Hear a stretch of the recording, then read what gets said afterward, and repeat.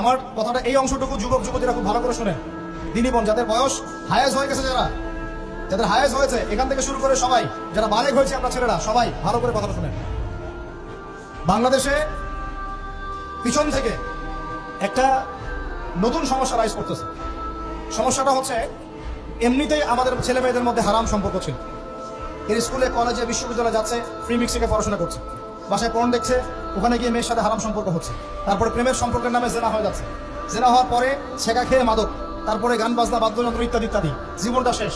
এদিকে ওই ব্যভিচারী মেয়েরা কারো কারো ঘরে যাচ্ছে, তারা আমাকে বলতে দেন, ব্যভিচারী মেয়েরা কারো কারো ঘরে যাচ্ছে, ওদেরকে নিয়ে আপনারা আবার সংসার করতেছে।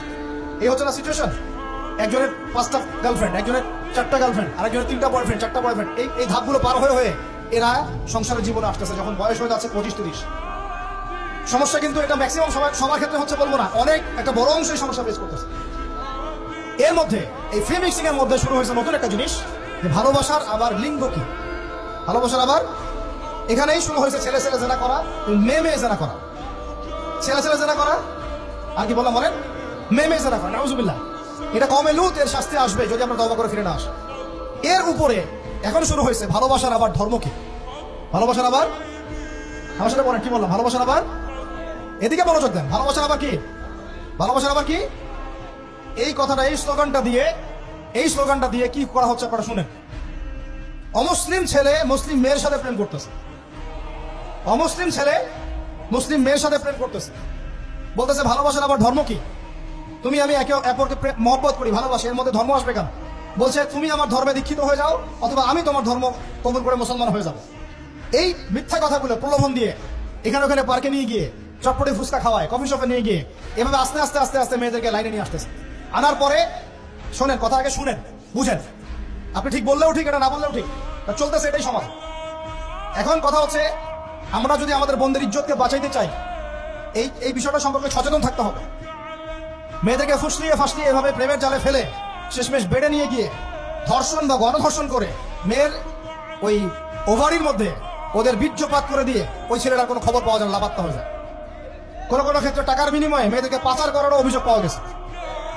এবং এই কাজটার নাম তারা সংঘবদ্ধভাবে দিয়েছে, এর নাম নাকি লাভ জিহাদ। নাউজুবিল্লাহ। এবং বীর দর্পে ফেসবুকে পোস্ট দিচ্ছে, আজকে অমুক মেয়ের এটা করলাম, আজকে তমুক মেয়ের এটা করলাম। ভিতর থেকে একটা চক্র কাজ করতেছে, এবং এই চক্রের কেউই মুসলিম না, এই চক্রের কেউই কিন্তু মুসলিম না। বাইরে আবার পরিচয় দিতে পারে যে আমি মুসলিম, আমার নাম অমুক, নাম পরিবর্তন করে মুসলিম মেয়েদেরকে ফুসলিয়ে ফাসলিয়ে এই জেনার ফাঁদে ফেলে ওর পিছনে কিছু টাকা খরচ করে, কিছু সময় দিয়ে ওকে প্রয়োজনে ঘুমের ওষুধ খাওয়ায়, প্রয়োজনে আবার জাদু টোনা করে, বান মারে, ওকে তাবিজ কবজ করে বিছনায় নিয়ে এসে ধর্ষণ বা গণধর্ষণ করে, ওই ভিডিওগুলো দিয়ে পরে ওকে ব্ল্যাকমেইল করে, পরে ওর কাছ থেকে টাকা খাওয়া শুরু করে, কোনো কোনো ক্ষেত্রে মেয়েদেরকে পাচারও করে দিচ্ছে। আমাদের মেয়েদেরকে বলতেছি, কোনো অবস্থাতেই কোনো মুসলমান ছেলের সাথে কোনো অবৈধ সম্পর্কে যাবেন না। আর অমুসলিম হলে তো কোনো কথাই নাই। অমুসলিমের সাথে আপনার কিসের প্রেমের সম্পর্ক? একটা চট দিয়ে দাঁত ফেলে দেওয়া দরকার নেই।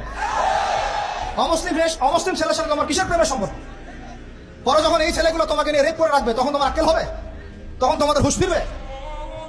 তখন এসে আমাদের কাছে মেসেজ করতেছে, আমার এই সমস্যা হয়েছে, আমাকে আমি কি করবো বলেন। আমাদের ওয়াইফদের কাছে মেসেজ করে, এরকম এরকম হয়েছে আমার সাথে, আমরা কি করবো বলেন। তো তোমাকে কে যাইতে বলছো এই ছেলের কাছে?